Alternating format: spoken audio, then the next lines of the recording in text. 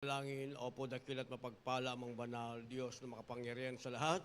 Aming pinakamamahal na Panginoong Yesus, Diyos na banayad sa pagkagalit, sa ganas, sa kahabagan, sa pangunang panalangin po ng aming ginagalang mahal Pastor and Time Prophet, Lord God. Maraming salamat po sa paglangis mo sa bawat bahagi na iyong balagawa ay natapos na tigit sa pagkilos mo mailam sa aming kalagitnaan sa iyong Santong Espiritu na nagbigay kalakasan mga puso at bagong lahat kami nagpakumbaba. Lalo abang lingkod sa aming po nagawang pagkukulang, pagkakamalit, pagkakasala, kabagan mo kami patawarin, lubos-labis po kami nagsisi, at sa aking mga labi, Lord God, ikaw pong maglagay, makatagat, dapat bigkasin, buksan mo pang unawa, kaisipan ng bawat nagpakinig, ikaw po aming tayong inaasahan, sa pangalan ni Jesus, and we bind the power of darkness, and we send doubt, Satan cast out, be bound into hell, and be there forever in the name of our dearest Jesus we pray. Amen and amen. Everybody say, praise the Lord. Una tigit sa lahat, ang pinakamatas na pagpupulit, pasalamat, kalwalatian at kadakilaan ay tangi lamang sa ating Diyos na buhay at makapangyarihan walang iba sa ating pinakamamahal na Panginoong Jesucristo. Ako po'y nagpaabot ng dobling paggalang sa ating pong beloved Honorable Evangelist Joel de Almeida, the end-time prophet of our loving God, into the whole Almeida family, at patuloy po ang ating pag-alala kailanman. Hindi po natin malilimutan ang mga turo at aral na iniwan ng ating beloved Honorable Stand Pastor, our beloved Mama Dear. At magandang hapon sa inyo lahat, sa lahat ng ating pinagpalang mga baguhan, at maging sa ating po mga viewers sa ating live webcast. Palakpakan muna natin ang ating pinakamamahal na Panginoon. Lahat magsabi ng praise the Lord. Ating tatalakayin sa ating pong monitor the main goal of life. The main goal of life sa Tagalog, ang pangunahing layunin ng buhay. Basahin po natin ang ating mga teksto. Kindly, double time tayo, wala masayang na oras. Basa. Dito po sa ikalawang mga tiga-Korinto, 8 talatay 11, ganito po ang pagkasulat. Datapwat ngayon ay tapusin din naman ninyo ang paggawa, upang kung paano nagkaroon ng sikap ng pagnanais, ay gayon din naman magkaroon ng pagkatapos ayon sa iyong kaya. Amen. Amen. Palakpakan mo muna natin uli ang ating pinakamamahal na Panginoon. Ang pangunahing layunin ng buhay o the main goal of life. Ano ba ang pangunahing layunin ng ating buhay, mga minamahal? Amen? Ano ba ang pangunahin? Pag sinabing pangunahin, yung nauunang dapat nating gawin, mga minamahal. Sabi sa ating nabasa sa 2 Corinthians chapter 8 verse 11, ang sabi rito, dapat ngayon tapusin naman ninyo ang paggawa. Yun pala ang pangunahing layunin ng ating buhay. Ngayon, tinawag na tayo ng ating mahal na Panginoon sa katotohanan ito. At tayo mismo sa ating mga labi ang magsasabing tayo ay nasa buong katotohanan. Tayo ang nakaranas ng mga himala, mga minamahal, kababalaghan at mapagpapala ng ating pinakamamahal na Panginoon. Pati nga sa board exam, mga minamahal, hindi ba? Pati sa board exam, mga minamahal, kahit hindi ka na mag-aral pa uli, mga minamahal, self-study na lamang, kapag meron tayong pananampalataya sa ating pinakamahal na Jesucristo, kaya kang ipasa in one take ng ating pinakamamahal na Panginoong Jesucristo. Actually, diyan maraming naudlot ang kanilang kinabukasan dahil sa hindi sila makapasa sa tinatawag na board exam, mga minamahal. Pero dahil tayo naglingkod sa ating pinakamamahal na Panginoong Jesucristo, ang pangunahing layunin ng ating buhay, yung ating main goal sa ating buhay, mga minamahal, ay tapusin daw natin ang ating paggawa. Narito na tayo ngayon. Gumagawa na tayo, mga minamahal, hindi dahil sa ating sariling pangarap, tayo ngayon ay gumagawa na ng kalooban ng ating pinakamamahal na Panginoong Jesucristo para Diyos ang gagawa ng ating kapalaran, magkakaroon tayo ngayon ng magandang kapalaran. Yung ating mga ambisyon, yung ating mga pangarap, hindi magiging pangarap lamang, bagkus magkakaroon ng katuparan, subalit ayon na sa kalooban ng ating pinakamamahal na Panginoong Jesucristo. Kaya nga minsan, nauudlot yung pagpapala, parang sinasabi natin, bakit ang tagal? Kagaya ng ating mahal na kapatid kanina, bakit hindi siya maregular, mga minamahal? Anong pala, merong higit na pagpapalang inihahanda ang ating mahal na Panginoon after 1.5 year na regular siya, na-promote pa, nadagdagan pa ang sweldo sa pangalan ng ating pinakamamahal na Panginoong Hesukristo. Ang ating main goal ay tapusin ang ating paggawa sa harap ng Diyos. Ang sabi, upang kung paanong nagkaroon ng sikap ng pagnanais, ay gayon din naman magkaroon pagkatapos ayon sa inyong kaya. Dahil meron tayong nais, sinasabi natin, mahal na Panginoon, maglilingkod ako sa iyo. Pagpalain mo lang ako, mahal na Panginoon, pagalingin mo ang aking karamdaman, baguhin mo ang aking buhay. Kagaya din ng ating mahal na kapatid kanina, mga minamahal, nilayasan siya ng kanyang asawa, sinama yung anak. Pag uwi sa bahay, lasing, wala na siyang mahal sa buhay, mga minamahal. Kaya napilitin siya na maglingkod sa mahal na Panginoon. Nagkaroon siya ngayon ng pagnanais, mga minamahal. Nagkaroon siya ng pagsisikap. Ang sabi niya, kung totoo ka, mahal na Panginoon, sa Jesus Miracle Crusade, pauwiin mo yung aking asawa. 1 dalo. Pagdating sa bahay, ang dinatnan niya, yung kanyang asawa, nandun na rin yung kanyang anak, mga minamahal. Pero, kamuntik nang masayang yung kanyang pagnanais. Bakit? Dahil sabi niya, pagkatapos nun, balik sa bisyo. Pag nadisgrasya, mangangako uli, balik sa bisyo, mga minamahal. Hindi ba? Hanggang sa isang araw, dumating na ang karamdaman sa kanyang katawan. At siya'y nanalangin muli, mahal na Panginoon, talagang hindi na ako babalik sa bisyo. Pinanghawakan niya. Nagkaroon siya ng pagnanais, pagsisikap, mga minamahal. 16 years ang nakaraan hanggang ngayon, pinagpala siyang lubos ng ating pinakamamahal na Panginoong Kristo. Kahit hindi siya nakapag-aral, mga minamahal. Marami nga nakapag-aral, yan nga ngayon ang problema natin, mga minamahal. Pasukan na naman. Samantalang yung gumraduate at gagraduate, ay wala kang papasukang trabaho, mga minamahal. Ngayon, pasukan na naman. Pila na naman ang mga estudyante nag-e-enroll sa mga university, mga minamahal. Samantalang yung gumraduate at gagraduate ngayong July, ay wala pa kang mapasukang trabaho.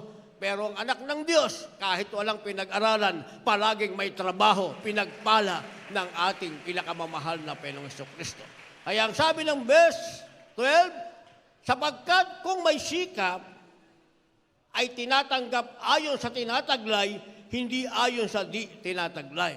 Kaya meron tayong sikap. Ang sabi, nagsusumikap tayo ng ating main goal ay tapusin ang ating paggawa sa harap ng ating mahal na Panginoon. Dahil tayo nagsusumikap, ang sabi, ito ngayon ay ating tinataglay.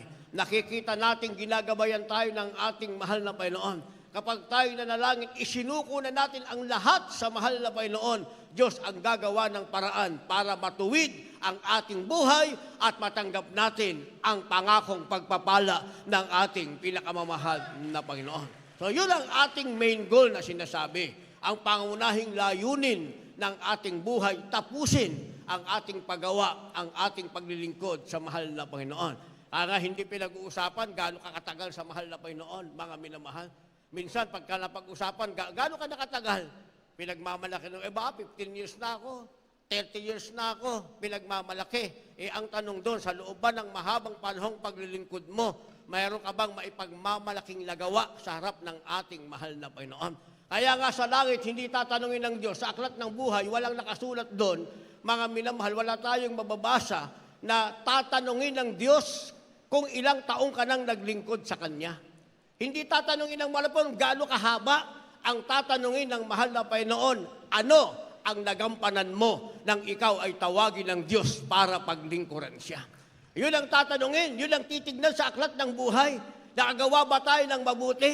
Nakapaglingkod ba tayo ng tama sa mahal na Panginoon? Naging karapat dapat ba tayo sa pagpapalang ibinigay ng Diyos? Kaya nga, hindi natin may pagmamalaki. Sinasabi na lang natin na pinagpala tayo, inabot natin ang haba ng panahon. Nandito pa tayo, mga minamahal. Subalit, kung yan ay gagamitin natin, mga minamahal, para sabihin natin, hindi matagal na ako naglingkod sa Diyos. Marami na nagsabi niyan sa pastoral, meron akong inabutang ganyan, mga minamahal. Pero, wala namang nagawa sa harap ng ating mahal na Panginoon. Bakit? Dahil ang tinitignan ng Diyos, nagawa mo ba ang pangunahing layunin ng iyong buhay na paglingkuran mo ba ng may katapatan ang ating pinakamamahal na Panginoong Kristo? Kaya dito pumapasok, mga minamahal, yung sinasabing life-changing grace. Pagkatapos ng ating pangunahing layunin ng buhay, yung sinasabing the main goal of life, na unawaan na natin ito, na kinakailangang tapusin natin ang ating paglilingkod sa mahal na Panginoon. Hindi tayo Kristiyano na easy-go-lucky, hindi tayo Kristiyano dahil pinagpala tayo, kundi tayo Kristiyano dahil meron tayong tinatawag na life-changing grace. Anong ibig sabihin yan? Biyayang nagpapabago ng buhay. Dahil merong biyayang hindi nagpapabago ng buhay, mga minamahal. Pero pag nasa mahal na Panginoon ka, meron kang tinatawag na life-changing grace o biyayang nagpapabago ng buhay. Basa. Dito po sa aklat ng 2 Korinto, Kapitulo 5, ang bersikulo po ay 17. Kaya't kung ang sino man ay na kay Kristo, siya ay bagong nilalang, ang mga dating bagay ay nagsilipas na. Narito sila'y pawang naging mga bago. Amen. Dito po sa Ezekiel 18, talatay 29-24, ganito rin po ang pagkasulat. Ngunit pagka ang matuwid ay humiwalay sa kanyang katwiran at gumagawa ng kasamaan at gumagawa ng ayon sa lahat ng kasuklam-suklam na ginagawa ng mga masamang tao. Mabubuhay baga siya, walang alalahanin sa kanya ng mga matuwid na gawa na kanyang ginawa. Sa kanyang pagsalansang na kanyang isinalansang at sa kanyang kasalanan na kanyang ipinagkasala, sa mga yaon, mamamatay siya. Amen. Palapakan natin ang ating pinakamamahal na Panginoon. Lahat magsabi ng praise the Lord. Ito ang sinasabing life-changing grace kapag naunawaan na natin ang pangulahing layunin ng ating buhay. Sabi ng ating nabasa, 2 Corinthians chapter 5, verse 17, dapat isa kang bagong nilalang, sabi ng ating nabasa. Dahil na kay Kristo ka na, dapat ikaw ay isang bagong nilalang. Kaya nga, tinatapos mo ang tungkulin mo sa mahal na Panginoon. May tungkulin ka sa mahal na Panginoon, may tungkulin ka sa sarili mo, may tungkulin ka sa pamilya mo. Hindi dapat merong mapapabayaan. Hindi natin pwedeng sabihin, hindi, naglilingkod kasi ako sa Diyos, bahala na yung pamilya ko. Hindi, mga minamahal. Pag meron kang pamilya, pag ginampanan mo ang tungkulin mo sa kanila, ang ibig sabihin yan, ginagampanan mo ang tungkulin mo sa ating pinakamamahal na Panginoong Kristo. Kaya yung iba, mga minamahal, ang kanilang sinasabi, kasi merong pamilya. Kaya hindi makapaglingkod ng maayos sa mahal na Panginoon. Kaya nga yung iba, iniiwanan na lang yung tungkulin kasi meron daw pamilya. Pero hindi yun ang sinasabi ng banal na kasulatan. Ang sinasabing life-changing grace o biyayang nagbabago ng buhay, dapat nagpapatuloy kang maglingkod sa Diyos anuman ang obligasyong nakapatong sa balikat mo dahil yan ang main goal mo sa buhay na paglingkuran ng ating mahal na Panginoon. Dahil na kay Kristo ka, ikaw ay isang bagong nilalang. Sabi ng ating nabasa, dahil bagong nilalang ka, wala na ang dating bagay. Ano yung dating bagay, mga minamahal? Yan yung ating buhay na hindi nagbabago. Hindi ba? Nasa life-changing grace na tayo, mga minamahal, nasa biyaya nagpapabago na ng buhay tayo, yan ay biyayang galing sa Diyos na binago ang ating buhay, kaya nga wala na ang lumang bagay. Sabi ng last phrase, narito ang lahat ay pawang mga bago. Ngayon, mga minamahal, ano ang mangyayari kung ang matuwid ay huminto sa kanyang pagiging matuwid at humiwalay sa kanyang matuwid na lakad? Meron pa ba siyang biyaya na nanggagaling sa Diyos? Meron pa ba siyang sinasabing biyaya nagpapabago ng buhay, yung life-changing grace? Mananatili ba sa kanya? Hindi. Kaya nilagyan natin ng supporting verse. Sabi ng Ezekiel, Kabanatang 18, ang talata ay 26, pagka ang matuwid ay humiwalay sa kanyang katwiran at gumawa ng masama. Dahil itong matuwid, nagsawa na, mga minamahal. Ayaw niya nang tapusin yung kanyang main goal sa kanyang buhay. Ayaw niya nang tapusin, nagsawa na siya. Mga minamahal, sinasabi niya, total, matagal-tagal na rin naman ako naglingkod sa Diyos. Nasa 30 years na ako, nasa 40 years na. Nauna pa nga ako sa kanila. 2 pamilya pa lang Jesus Miracles, nandito na ako, hinto na muna ako. Ang tanong, yung bang sinimulan mo ay makakapagbigay pa sa iyo ng tinatawag na biyayang nagpababago ng buhay? Uulitin natin. Sabi ng ating nabasa, pagka ang matuwid ay humiwalay sa kanyang katwiran at gumawa ng kasamaan at kinamatayan sa kasamaan na kanyang nagawa, ay mamamatay siya. Palakpakan natin ang ating pinakamamahal na Panginoong Kristo. Babalik natin sa 24, ang sabi, ngunit pagka ang matuwid ay humiwalay sa kanyang katwiran at gumawa ng kasamaan at gumawa ng ayon sa lahat ng kasuklam-suklam na ginawa ng masamang tao, mabubuhay baga siya, walang aalalahanin sa kanyang matuwid na gawa na kanyang ginawa, sa kanyang pagsalangsang na kanyang isinalangsang at sa kanyang kasalanan na kanyang ipinagkasala, sa mga yaon mamamatay siya. Anong sabi ng ating nabasa? Mawawala pala yung sinasabing life-changing grace, yung biyayang nagpababago ng buhay na galing sa Diyos, at ang lahat ng nasimulan na, ang sabi, hindi makiging pakinabang sa Kanya. Wala nang pakinabang sa Kanya, mga minamahal. Hindi na siya tatawaging bagong nilalang, babalik lang siya sa dati. Kaya kung saan siya nasumpungan sa kasalanan, ang sabi, sa kasalanan na Kanyang ginagawa, dun siya mamamatay. Naintindihan natin? Naintindihan. Kaya hindi pwedeng ngayon ay Kristiyano tayo at bukas pag gusto nating huminto sa pagiging Kristiyano, hihinto na tayo. Ngayon, on fire tayo. Gustong-gusto nating magpagamit sa mahal na Panginoon, mga minamahal. Gustong-gusto nating magpagamit. Mamaya, nakita natin, palagi tayo nakasayin sa CR. Hindi ba? Laging naglilinis ng flooring, laging nakasayin sa basura. Ayaw na natin, mga minamahal. Mabuti pa, hindi nyo na sinimulan. Dahil kung sinimulan nyo at saka nyo tinigilan, mga minamahal, lahat ng ginawa nyo nauna, sabi ng ating nabasa, baliwala na pala. Kung saan ka nasumpungan sa kasalanan, pagtanggit, paghinto mo sa paglilingkod sa mahal na Panginoon, doon ka pala ngayon hahatulan ng kamatayan ng ating pinakamamahal na Jesucristo. Kaya, mawawala yung tinatawag na life-changing grace na dapat ay manatili sa atin. Kaya pagkatapos ng life-changing grace, mga minamahal, papasok ang sinasabing life-saving choice. Life-saving choice ang ibig sabihin, pagpipiliang nagliligtas sa buhay. Ikaw ang pipili niyan. Ako ba'y magpapatuloy? O ako ba'y hihinto na? Ay, nasa sayo yan. Kung ayaw mo na ng langit, nasa sayo yan. Ikaw ang nag-alis ng iyong pangalan sa aklat ng buhay. Pero, pag pinahalagahan mo ang tinatawag na life-saving choice, anuman ang mangyari, hindi mo sinukuan, hindi naman ikaw ang magbibigay ng tagumpay sa sarili mo. Hindi tayo.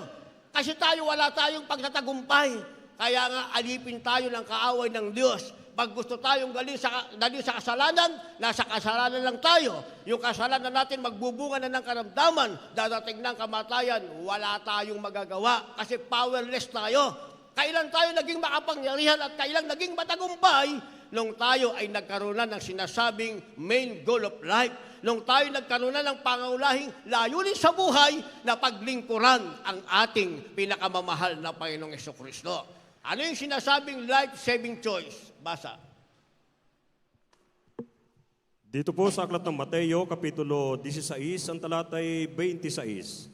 Sapagkat ano ang pakikinabangin ng tao kung makamtan niya ang buong sanlibutan at mawawalan siya ng kanyang buhay, o ano ang ibibigay ng tao na katumbas ng kanyang buhay? Dito po sa aklat ng Mateo, Kapitulo 7, ang talatay 23. At kung magkagayo'y ipahayag ko sa kanila, kailanman hindi ko kayo nangakilala. Magsilayo kayo sa akin, kayong manggagawa ng katampalasanan. Amen. Palakpakan natin ang ating pinakamamahal na Panginoon. Lahat magsabi ng praise the Lord. Life, saving choice, o pagpipili ang nagliligtas sa buhay. Sabi ng ating nabasa, mga minamahal, 16 ng Mateo, ang kabanata ay 26, sapagkat ano ang papakinabangin ng tao kung makamtan niya ang buong sanlibutan at mawawalan siya ng kanyang buhay, o ano ang ibibigay ng tao na katumbas ng kanyang buhay. Pinili mo ang sanlibutan. Ibig sabihin, hindi mo na tinapos ang paggawa mo sa mahal na Panginoon. Ibig sabihin yan, pinili mo na uli ang sanlibutan. Sabi ng ating nabasa, pinili mo yan kahit makamtan mo yan. Sabi ng ating nabasa, wala pa rin pakinabang. Dahil wala daw pwedeng itumbas sa buhay ng tao. Sabi, itong buhay na ito na ibinigay ng Diyos, mga minamahal, hindi mo kayang tumbasan ito. Sa sanlibutan, maaaring paghinto mo sa paglilingkod sa Diyos, ang gagawin ni Satanas, pasasaganahin ka. Maraming ganyan, mga minamahal. Hindi ba nakwento ko na sa inyo? Dating isang manggagawa, hindi gumagawa ng tama. Ang ginawa niya, bisna't magpaturo, mga minamahal, lumabas. Dahil wala na siyang mukhang iyaharap sa kanyang mga kasama dahil natuklasan yung kanyang hindi magandang ginagawa. Paglabas niya, mga minamahal, naging warehouseman. Ibig sabihin, way back 1980s, malaki na ang kanyang sweldo. Mga minamahal, pinagyaman siya ni Satanas. Nakabili siya ng mga mamahaling damit niya, mamahaling alahas niya, at pagkatapos, tsaka dumalo sa Amoranto. At ang mga workers na kanyang iniwang alam niyang nasa kahirapan, way back 1979 up to 80s, mga minamahal, ang blessing ng manggagawa, 5 piso lang. Anong ginawa niya? Ininggit niya. Ano? Tatagal pa kayo dyan? Sabi niya, ay gayahin niyo ko, tingnan niyo ko. Oh, mayaman, maraming pera, may alahas, bago ang damit. O kayo, 5 piso lang ang blessing niyo. Mapapagalitan pa kayo. Sabi ng ating mahal na magulang sa Panginoon, pabayaan niyo siya.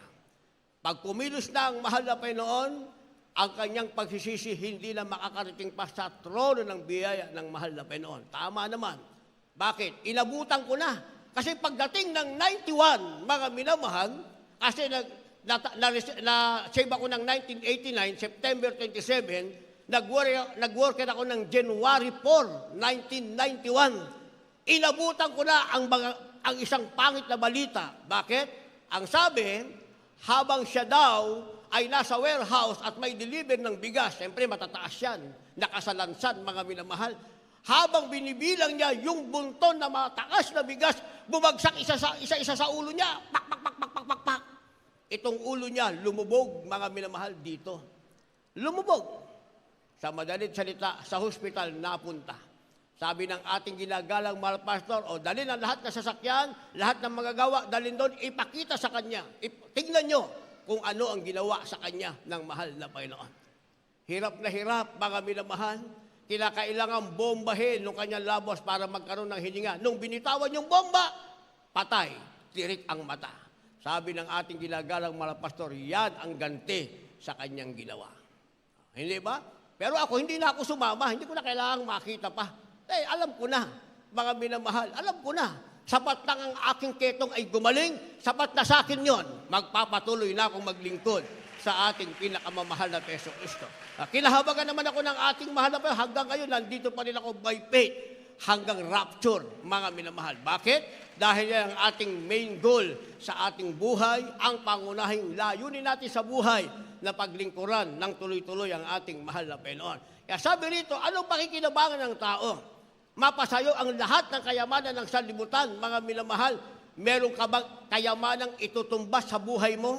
Buhay na binigay ng Diyos? Meron kang proteksyon. Ano proteksyon mo? Ang kaaway mo, kaaway ng Diyos. Ang karamdaman mong inalis ng Diyos, hindi na ibabalik sa'yo. Dumating man ang kahirapan, sagana ka pa rin sa pangalan ng ating pinakamamahal na Panginoon. Bago mo pa ibuka yung labi ang Diyos, ay dumidilig na lang yung panalangin na pagkailangan mo ang ating mahal na Panginoon na ang Diyos ay kasama mo, hindi ka pababayaan. Ano ba nang mangyari? Ang pangako ng Diyos sa iyo ay magkakaroon ng katuparan. Huwag mo lang iiwanan ang ating mahal na Panginoon. Tapusin mo lang ang iyong paggawa. Pero kahit sumagana ka sa sanlibutan, pag wala na si Kristo sa iyo, isang pitik ng kaaway ng Diyos, mga minamahal, mawawalan ka ng buhay. Ang kayamanan mong pinagmamalaki, hindi mo pakikilabangan, didilat pa ang mata mo sa impyerno. Anong sasabihin ng Diyos? Anong sasabihin ng Diyos? Mateo Kabanatang 7, ang talatay 23, ang sabi ng ating nabasa, kung magkagayon, ipapahayag ko sa kanila, kailanman, hindi ko kayo nakikilala, magsilayo kayo sa akin, kayong manggagawa ng katalampalasanan. Lahat magsabi ng praise the Lord. Yun na pala ang sasabihin ng mahal na Panginoon. Ngayon, nasa tinatawag tayong main goal of life, ang sinasabi ng Diyos, anak, magpatuloy ka lamang. Hindi kita pababayaan, hindi kita iiwanan. Kasama mo ako sa iyong paglalakbay hanggang sa huli-hulihang sandali. Pagpapalain kita, iingatan kita. Ang kaaway mo ay kaaway ko. Ayan ang sinasabi ng Diyos, mga minamahal. Nakalagay lahat sa banal na kasulatan. Pero, pag hindi natin natapos ang ating paggawa, anong sasabihin ng malapit noon? Lumayo ka sa akin, ikaw na manggagawa ng katampalasanan. Hindi ka na palalapitin ng Diyos sa Kanya. Ang Diyos hindi na lalapit sa iyo.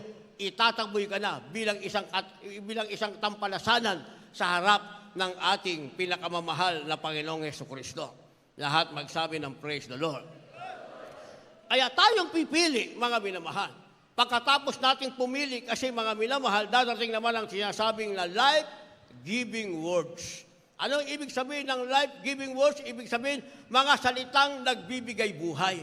Dahil pinili mo na ikaw ay magpatuloy. Hindi mo tinignan anong merong kayamanan ng sanlibutan.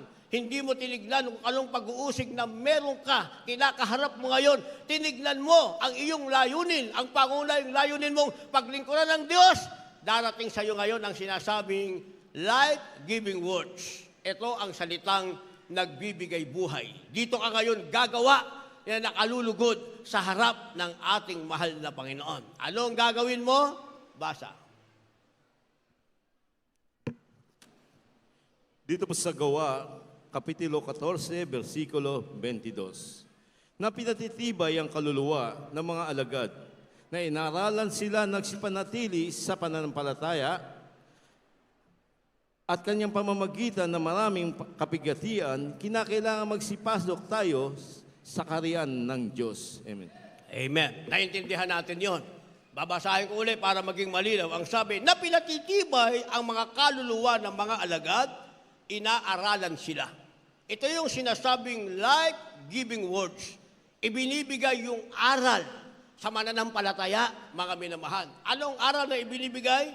Ang sabi rito, nasa pamamagitan ng maraming mga kapighatian ay kinakailangang magsipasok tayo sa kaharian ng Diyos. Paano tayo papasok sa kaharian ng Diyos? Sagana ba ang buhay? Walang pagsubok? Walang kapighatian? Pag yun ang ating inaasahan, hindi ka papasok sa kaharian ng Diyos. Kasi yung walang kapighatian, nakapasok ka na sa kaharian ng Diyos. Nandun ka na. Pero kailangan pumasok ka. Pero sinasabi ng banal na kasulatan, mga minamahal, meron kang daraanan. Meron kang hakbanging daraanan. Sinasabing life-giving words o mga salitang nagbibigay buhay na ikaw daw bilang mananampalataya ay manatili sa pananampalataya mo. At sa pamamagitan ng maraming pagsubok at kapighatian, pag nalampasan mo yan, papasok ka na ngayon sa kaharian ng Diyos. Doon na mawawala yung kapighatian, mga minamahal. Ay, hindi yan mawawala. Sa isang pamilya lang, mga minamahal. Sa isang pamilya lang. Araw-araw meron tayong kapighatian, hindi ba? Doon lang sa mga anak niyong makukulit, kapighatian na yan, mga minamahal, hindi ba? Tingnan niyo yung ginawa ng mga bata nung nakaraan.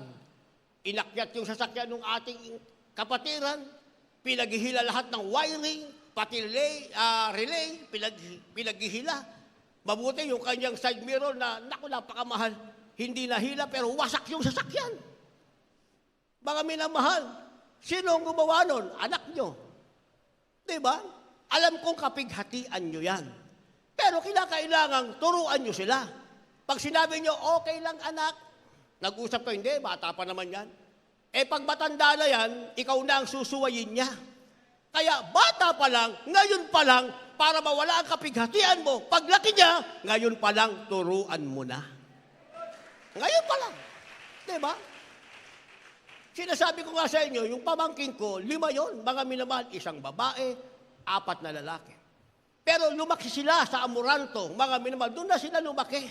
Dahil 2 magkapatid pa lang yun, sama-sama na ng lolo nila sa Cuneta Astrodome. Hanggang sa lumipat na tayo, nadagdagan na, naging 5 na sila, mga minamahal. Naging 5. Nasaan sila? Nasa likod ng lola nila. Hindi sila naglalaro, mga minamahal. Doon lang sila. Aalis lang sila pagkakain, CCR, babalik uli. Bakit? Yung kasi ang sabi ng lola nila. Pumunta tayo sa gawain. Doon kayo sa likod ko, meron tayong pagkain, kumain kayo sa kantin. Pagkakain, balik. Pag CR, balik. Nagsipaglakihan yung aking 5 pamangkin, nagsipag-asawa, mga minamahal. Wala namang nasirang sasakyan ng kapatiran. At ngayon, meron na silang mga anak. Yung mga anak naman nila, ang kasama ng lola nila. Panibagong henerasyon na, mga minamahal. Sa makatuwid pag ano na ugali ng bata, hindi nyo naturuan. Sa inyo darating ang tinatawag na kapighatian. pagsisisihan nyo, bakit hindi nyo naturuan ng iyong anak, mga minamahal? Ano ba sinasabi ng banal na kasulatan? Dito tayo sa Kawikaan. Kabanatang 23, talatang 13 at 14. Para sa bata ito, dapat ginagawa ito ng magulang. Kawikaan 23, talatang 13 at 14, ilagay sa ating monitor. Sa mga Kawikaan, 23, talata 13 at 14, ganito po ang pagkasulat. Huwag mong ipagkait ang saway sa bata, sapagkat kung iyong hampasin siya ng pamalo, siya hindi mamamatay. 14, iyong hahampasin siya ng pamalo at ililigtas mo ang kanyang kaluluwa sa Sion. Palakpakan natin ang ating mahal na Panginoon. Diba? Kaya mali ang bata sa ibang bansa. Sa ibang bansa, mga minamahal, hindi mo pwedeng kantiin yung bata kasi puno ng buhok. Sasabihin ng bata, I sue you. Ibig sabihin, didimanda kita. Kaya yung mga bata sa ibang bansa, mga minamahal, sila ang amo ng kanilang mga magulang.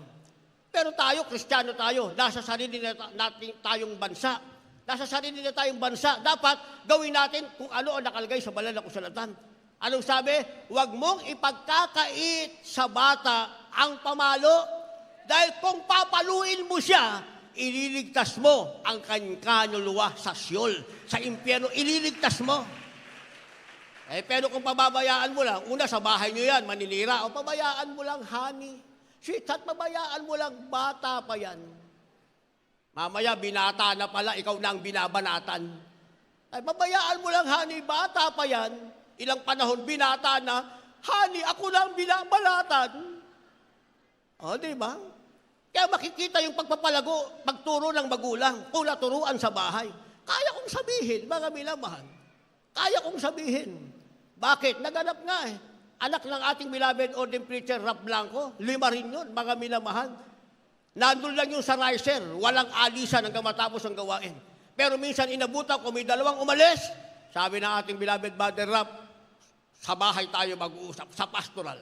Pagdating sa pastoral, palo dito, palo doon. O, lumaki namang matino. Di ba? Pero yung hindi nyo pinapalo, mga minamahal, sa susunod, kayo na ang papaluin yan. Maniwala kayo sa akin. Sinasabi ng banal na kasulatan, pag pinalo mo siya, hindi ko sinabing bugbugin nyo. May sinabi bang banal na kasulatan na bugbugin nyo? Wala naman, di ba? May sinabi bang banal na kasulatan, mga minamahal, tadyakan nyo? Wala naman. Ang sabi, paluin mo. Meron kang tinatawag na godly indignation. Ibig sabihin, maka-Diyos na galit. Nagagalit ka, pinakikita mo sa anak mong nagagalit ka dahil mali ang kanyang ginawa. So, pagkatapos mo siyang pagalitan, o sabihin mo sa kanya, anak, kaya kita pinagalitan, kaya kita pinalo, dahil mali ang ginawa mo. O, di para ma-comfort, ibili mo ng Jollibee. Ano lang naman yun? Ako sasabihin ko sa harap nyo, yung aking 5 pamangking, ginulpi ko yun. Nakahalera lahat. Kasi namatay na maaga yung aking kapatid, 7 taong yung panganay, 7 taon. Sinama ko siya kung saan ako naka-assign, mga minamahal. Hanggang sa nagbinata na, isa-isa, hindi naman sabay-sabay. Kailangan may maiiwan doon sa mama nila. Baka naman magbikti yung mama nila, kinuha ko na lahat. Ako rin nagsabi sa kanilang mag-aral sila, kaya mga professional na, mga minamahal. Ginulpi ko yun isa-isa. Walang magawa yung mama nila. Umiiyak lang. Wala man sila magagawa sa akin. Pero pagkatapos kong gulpihin, magkakabati uli kami. Bakit? Dahil alam kong dapat kong gawin. Ipinakilala ko lang sa kanila na kung ano ang mali nilang ginagawa. O pagkatapos silang makilala, ay kahit masakit pa yung buntal ko sa kanila, okay naman. Hanggang ngayon, ngayon ay matatanda na, may edad na rin. May mga apo na, may mga anak lang, 3, 4 ang apo, okay naman ang aming relationship. Bakit? Dahil naibigay ko ang tamang turo. Ngayon, hindi ko sinasabing gulpihin nyo. Ang sabi dito, paluin mo, ipaalam mo sa kanya kung ano ang mali na kanyang nagawa. Naintindihan nyo? Naintindihan? Kasi ang tawag dyan, life-giving words, mga minamahal. Inaaralan mo siya. Anak, manampalataya ka sa Diyos. Ang pananampalataya sa Diyos, hindi yung during service, laro ka ng laro, sinisira mo yung mga sasakyan ng ating kapatiran. Ay, bago tayo magpatuloy, paano ngayon yung gastos na nasira? 4 na anak yung sumira. Mamaya, kakausapin ko kayo, huwag kayo uuwi ng maga, hintayin nyo ako matapos doon sa taas. Kasi pag-uusapan natin yung naperwisyo ng anak nyo. Kasi kung sa sasakyan nyo ginawa yun, magagalit kayo o matutuwa. Sasabihin nyo, ay praise the Lord, sira na yung sasakyan ko. Yung ba sasabihin nyo, mga minamahal? Hahanapin nyo yung nanay ng bata. Sis, congratulations! Ang bait-bait ng anak mo. Pupunta ako nitong buong sasakyan, uuwi ako ngayon. Sira-sira na ang wiring, wala nang relay. Wala na akong ilaw. Yung ba sasabihin nyo? Mabuti na lang, yung ginawa ng ganon galing sa fasting, mga minamahal. Hindi ba? Eh, paano kung hindi galing sa fasting? Buti na lang, merong long temperance, may perseverance, may pagtitiis, mga minamahal. Galing sa fasting eh. Eh, paano kung sa inyo ginawa yan? Eh, mamaya, pag-uusapan natin ng damage, babayaran nyo. Ngayon, kung yung anak nyo, hindi nyo masuheto, palagay ko hindi para dito yung anak nyo. Ihanap nyo ng lugar kung saan sila nararapat. Pero hindi para sa Marilao. Siyempre, kasama kayo, hindi na rin kayo para sa Marilao. Kaya kung gusto nyo sa Marilao, turuan nyo yung anak nyo. Isasama namin kayo sa panalangin, sa pangunang panalangin ng ating mahal na magulang sa Panginoon. Pero pag hindi nyo tinataas ang inyong kamay sa mga anak nyo, walang mangyayari. Pag sinabi nyo, anak, okay lang yan. Sabi nung anak nyo, okay lang pala. 4 lang sila ngayon. Sa susunod, 8 na yan. Sa susunod, 16 na yan.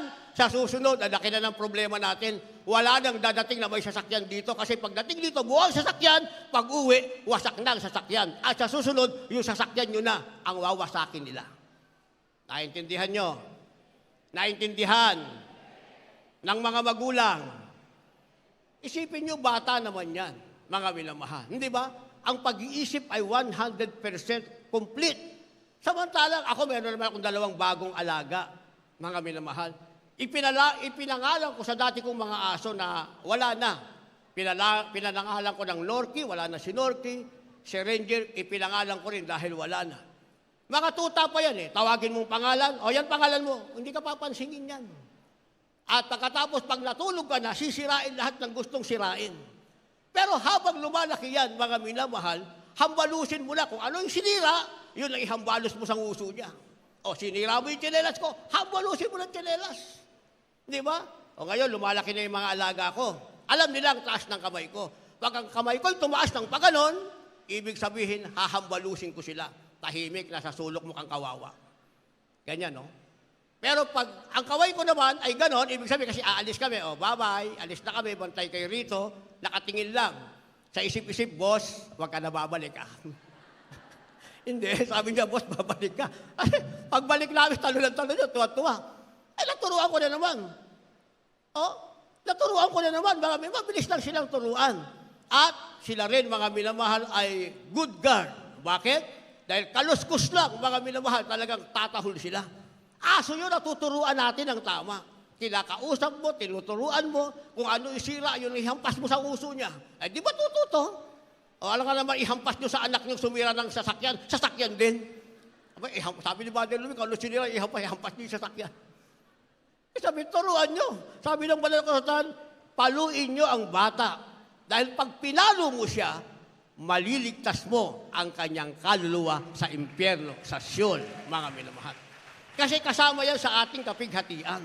Ibig sabihin, bilang mga magulang, yung pagpapalaki sa anak, mga minamahal, kapighatian natin yan. Kasi once upon a time, hindi naman kayo magulang kagad. Kayo ba nung isinilang, magulang na kayo? Hindi naman, di ba? Pasaway na pasaway nga kayo sa nanay at tatay nyo. Kailan kayo naging maayos na tao nang makilala nyo ang ating pinakamamahal na Panginoon. So, yan ang aral na ibibigay nyo sa inyong mga anak, sa inyong mga apo. Hindi naman yung pag pinagalitan nyo, 1 linggo na, hindi nyo pa pinapansin. Suwail kang bata ka, lumayas ka dito. Hindi dapat ganon, mga minamahal. Hindi ba? Kaya nga, merong bata, wala siyang marinig, kundi pangit na sinata sa kanilang tahanan. Pag nag-awa yung nanay at tatay, sabi nung tatay, ikaw, na bruha ka. Sabi naman nung babae, ikaw, satanas ka. Sabi nung bata, inaaway siya, nay, wag na kayo mag-away. Isa ka pang demonyito ka. Ang ginawa ng bata, naglayas, lumayas.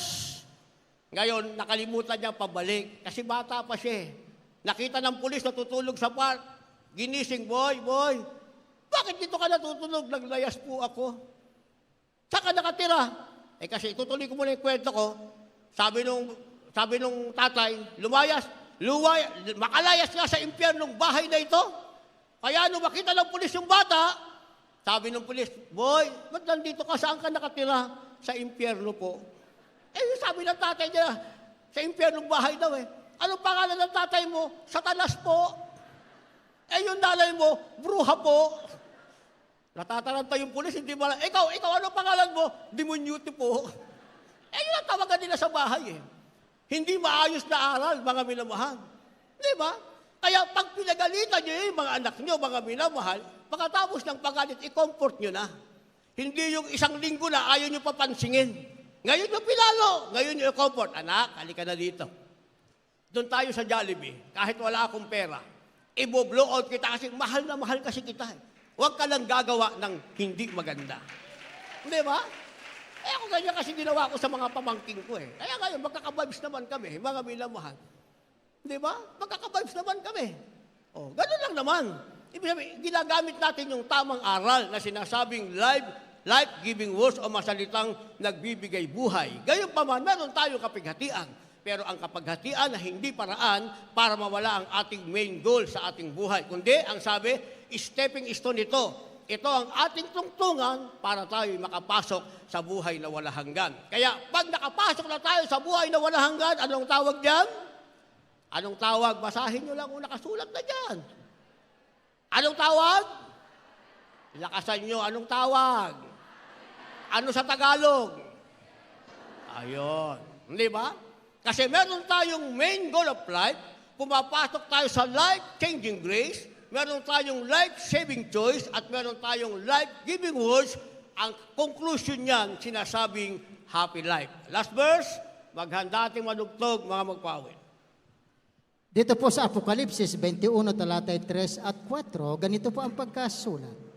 At narinig ko ang isang malakas na tinig mula sa luklukan na nagsasabi, narito, ang tabernakulo ng Diyos ay nasa mga tao, at siya ay mananahan sa kanila, at sila ay magiging mga bayan niya. At ang Diyos din ay sa kanila, at magiging Diyos nila. 4, at papahirin niya ang bawat luha sa kanilang mga mata, at hindi na magkakaroon ng kamatayan, ni hindi na magkakaroon pa ng dalamhati, o ng pananambitan man, o ng hirap pa man. Ang mabagay ng una ay naparam na. Amen. Palakpakan natin ang ating pinakamamahal na Panginoon. Siya ang bagsak natin sa happy life, mga minamahal. Para maging happy, yung may-ari ng sasakyan na nasira ating beloved brother Perdi. Yung mga magulang, lapitan nyo na lang siya. Pag sinabi niya, okay na sa akin, isang burger lang, okay na yun. Ay, di, tapos na. Dapat, pero hindi dapat maulit yan. Kasi pag naulit, kami mismo magpapaban sa inyo. Dahil maraming sisirain inyong anak. May mga autist na wala namang rules, walang masisira. Palagay ko, bagay kayo ron. Pero kung masusuheto nyo, di magsama tayo rito hanggang rapture, mga minamahal. Lapitan nyo lang ating beloved brother Perdi. Tanungin nyo anong naging sira, magkano expenses, mga minamahal, at kung ano pagkasunduan nyo, dapat ang resulta niyan, tinatawag na happy life. Naintindihan natin? Masayang buhay. Sabi ng ating nabasa sa talatang 3, mga minamahal, siya'y mananahan sa kanila, sila'y magiging bayan niya, at ang Diyos din ay sa kanila at magiging Diyos nila. Kaya pala sinasabing happy life. Tayo magiging bayan ng Diyos, ang Diyos ay sa atin, at ang Diyos ay magiging bayan tayo ng ating pinakamahal na Jesucristo. Bilang bayan ng Diyos, sabi ng verse 4, papahin niya ang bawat luha sa kanilang mga mata, hindi na magkakaroon ng kamatayan, hindi na magkakaroon pa ng dalamhati o ng pananambitan man o hirap pa man, ang bagay ng una ay naparam na. Palakpakan natin ang malakas na palakpak ang ating mahal na Panginoon. Lahat magsabi ng praise the Lord. Kaya ang maligaya nating kalagayan, yung nasa piling na tayo ng mahal na Panginoon. Habang narito tayo mga minamahal, kailangan natin ng tinatawag na kapaghatian. Part of our Christian life yan. Bahagi ng ating buhay Kristiyano. Pero ang kapaghatian ay hindi dahilan para hindi tayo manatili sa ating main goal of life. Kundi ito ang tinatawag na hagdanan para tayo tumapo sa ating tungkulin at manahin natin ang sinasabing happy life. Tayong lahat ay tumayo at umawit sa ating mahal na Panginoon. Pasalamatan natin ang ating mahal na Panginoon sa ating buhay na ito na mga minamahal. Na kung hindi dahil sa Diyos, mga minamahal, wala tayong matatamo. Kasi ang pagsubok nasa sanlibutan yan, mga minamahal. Tingnan niyo yung trend sa India, mga minamahal, na wala sa Riles, ang namatay 200 plus, ang nasugatan 800 plus, almost 1,000, mga minamahal. Dumaan si Betty, marami tayong kababayang napahamak ang pananim, at meron din mga nawala, mga minamahal. Pero tayo, minsan may pagsubok, pero nandito pa rin tayo sa matamis at presensya ng ating pinakamalapit sa Kristo. Tayo umawit. Salamat sa'yo. Pasalamatan natin ang ating malapit sa buhay natin ito. Mga dala niyong bisita, dali niyo sila sa harapan. Gusto nila ng happy life, dali niyo sila sa harapan. Dahil sa'yo ay Wala tayong matatanong kundi dahil sa ating mahal na Panginoon. sa mga pagsusumikap ko. Kaya sa bawat sandali, mga dala niyong bisita, dali niyo sila sa harapan. Sabihin natin, sa'yo ako'y magpupuri.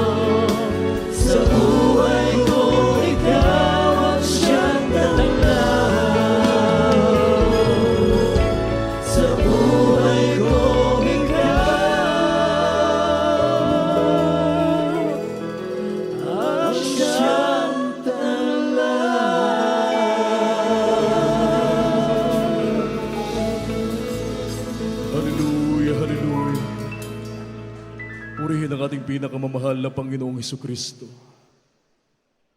Para sa ating mga minamahal na mga bisita sa araw pong ito na lumapit sa harapan, tanggapin niyo po ang ating mahal na Panginoon, napakahalaga ng kaligtasan. Kayo po ay pinagpalang lubusan ng ating dakilang Diyos, sapagkat alam naming ang mahal na Panginoon mismo ang siyang nagdala sa inyo dito sa tunay na iglesia ng ating mahal na Panginoon. Kayo po ay saksi ngayon mga minamahal kung paano kumikilos ang ating dakilang Diyos sa buhay ng bawat mananampalataya dito sa Jesus Miracle Crusade International Ministry. Inyo pong napakinggan ang mga banal at makapangyarihang salita ng ating mahal na Panginoon. Maging ang mga tanda, mga kababalaghang magawa ng ating pinakamamahal na Panginoong Hesukristo, ang mga buhay at pinagpalang patutuo. Inyo pong napakinggan mga minamahal. Kung inyo pong ibigay ang inyong buhay sa ating dakilang Diyos, inyong paglingkuran ang ating mahal na Panginoon, kayo rin ay pagpapalain ng ating dakilang Diyos. Mayroon pong 4 na reglamento ng kaligtasan, mga minamahal, na ito po ay magiging susi upang mabuksan ang mga pintuan ng langit at kayo po ay maging tagapagmana ng walang hanggang buhay. Ang una po, pananampalataya. Kailangan sumampalataya ka sa Diyos, sa nag-isang Diyos na bumaba mula sa langit at nahayag bilang isang tao upang magdusa at mamatay sa krus ng Kalbaryo para sa kasalanan ng buong mundo, at nabuhay maguli upang patunayan na siya ang nag-iisang Diyos, wala nang iba, kundi ang ating pinakamamahal na Panginoong Hesukristo. Ang ibig sabihin ng pananampalataya, paniniwala at pagtitiwala sa ating dakilang Diyos. Ang pangalawa po yung tinatawag na makadiyos na pagsisisi. Kailangang pagsisihan mo ang lahat ng iyong mga nagawang pagkakasala at iwanan ang makasalanang buhay na kailanman ito po ay hindi mo nababalikan. Kapag nakita ng ating dakilang Diyos na nais niyo pong totoong magbago upang maging banal sa harapan ng ating mahal na Panginoon, kayo po ay kanyang tutulungan. Ang pangatlo po ay bautismo sa tubig sa pangalan ng ating pinakamamahal na Panginoong Hesukristo. Yan po ay nakasulat sa Aklat ng mga Gawa, Kapitulo 2, ang bersikulo po ay 38. Ang sabi ng Biblia, magsisi kayo at magbautismo ang bawat isa sa inyo sa pangalan ni Hesukristo sa ikapagpapatawad ng inyong mga kasalanan at tatanggapin ninyo ang kaloob ng Espiritu Santo. Ito po ay hindi pag-anib sa panibagong relihiyon o isang sikta. Hindi po mga minamahal, ito po ay pagsasakatuparan kung ano ang isinagawa ng mga apostolis 2,000 taon na ang nakalipas. Patuloy po nating isasagawa ang bautismo sa tubig sa pangalan ng ating pinakamamahal na Panginoong Hesukristo. Nawa, hindi niyo po lisanin ang lugar pong ito na hindi niyo nasunod ang ikatlong susi o reglamento ng kaligtasan. Bautismo sa tubig sa pangalan ng ating pinakamamahal na Panginoong Hesukristo. Ang pang-apat po mga minamahal, bautismo ng Espiritu Santo. Ang ating dakilang Diyos, Kanya po kayong babautismuhan ng Kanyang banal na Espiritu sa takdang panahon habang kayo po ay nagsusumikap, naganapin ang banal na kalooban ng ating dakilang Diyos at sa inyong pagpapatuloy sa pagdalo sa paglilingkod sa ating mahal na Panginoon. Ang banal na Espiritu na may tanda ng pagsasalita ng iba't ibang wika, yan po ay inyong mararanasan mga minamahal. Ang ika-4 na reglamento ng kaligtasan, bautismo ng Espiritu Santo. Ang inyo pong gagawin ngayon, pakitaas po ang inyong mga kamay. Bilang tanda ng inyong pagsuko sa harapan ng ating mahal na Panginoon, at banggitin niyo po ang panalangin aking sasabihin kasama po yung tao sa pusong pagsisisi. Sapagkat sabi ng Biblia, walang matuwid, wala kahit isa, ang lahat ay nagkasala at hindi nakakaabot sa kaluhatian ng ating dakilang Diyos. Sundan niyo po ako sa panalangin aking pong sasabihin. Sabihin niyo po, dakila at magpala po naming Ama, Diyos na makapangyarihan sa lahat, sa matamis at makapangyarihang pangalan ni Jesus, mahal na Panginoon, ako po ay isang taong makasalanan at ako po'y lubos na nagsisisi sa lahat ng aking mga nagawang mga pagkakasala mula na ako'y mag-iisip hanggang sa mga oras na ito. Mahal na Panginoon, kahabagan mo po ako at patawarin. Iligtas mo po ako, maging ang aking mga mahal sa buhay. Gawin mo po akong tunay na Kristiyano sa isip, salita, sa gawa at sa katotohanan, tagapagmana ng walang hanggang buhay. Ang lahat ng ito ay aking samot dalangin sa matamis at makapangyarihang pangalan ni Jesus na aking tinanggap. Amen. Hallelujah, hallelujah. Kami na po manalangin para sa inyo. Hallelujah, hallelujah. Dakila at magpala po naming Ama sa langit, Diyos na mapangyarihan sa lahat. Sa matamis at mapangyarihang pangalan mo, aming pinakamamahal na Panginoong Hesus, ng dalangin ng aming minamahal at ginagalang na Ebanghelista, aming pong minamahal na Pastor Wildy Estrada Almeida, ang aming banal na propeta. Sa huling kapanahonang ito, dakilang Diyos, kami nagpupuri at nagpapasalamat sa iyo, mahal na Panginoon, sa araw pong ito, dakilang Diyos, sa aming mga minamahal na mga bisita, dakilang Diyos, mga minamahal na baguhan na tumanggap sa iyo, mahal na Panginoon, pagpalain mo sila, dakilang Diyos, kahabagan mo sila, iligtas mo sila, maging ang kanilang mga mahal sa buhay. Pagkalooban mo po, dakilang Diyos, ng pagkakataon na sila ay aming makasama sa paglilingkod sa iyo hanggang sa iyo maligayang pagbabalik. Ang lahat ng ito ay aming samot na langin sa matamis at mapangyarihang pangalan ni Jesus. Hallelujah, hallelujah. Praise the Lord, praise the Lord. Purihin ang ating pinakamamahal na Panginoong Jesucristo. At tayo po mga kapatid ay tuloy-tuloy na sa lahat po ng ating po mga pangailangan. At ang buong pagkataon po ay akin na pong ipinagagaloob sa ating beloved ordained preacher, Fred Ignacio.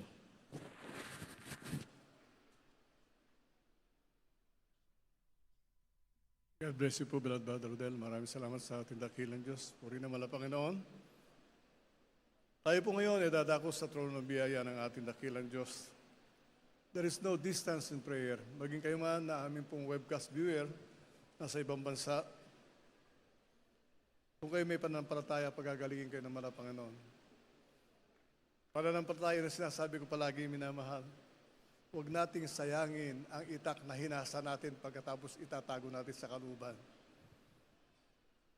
Pagsabi mo na Kristiyano kasi, matagal na ako, di na ako gumagaling. May dahilan, mag-search ka sa iyong sarili. Kaya, tandaan po natin, minamahal, ang Diyos na sinasamba ng Jesus Miracle Crusade ay makapangyarihan. Marami ng karamdaman na pinagaling dito. Itinakwilan ng ospital at mga doktor, minamahal ko, at mga gamot. Di sila gumaling. Ngunit na sila po dumalo ng Jesus Miracle Crusade. Pinagaling sila ng ating dakilang Diyos. Kaya tayo po minamahal ko yung manalangin, praise God, at ating mga pangailangan.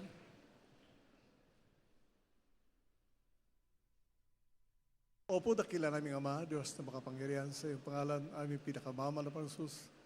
Pinakamamahal na Panginoon sa panalangin po ng aming minamahal at ginagalang Pastor Evangelista Wildy Estrada Almeida, yung banal na propeta.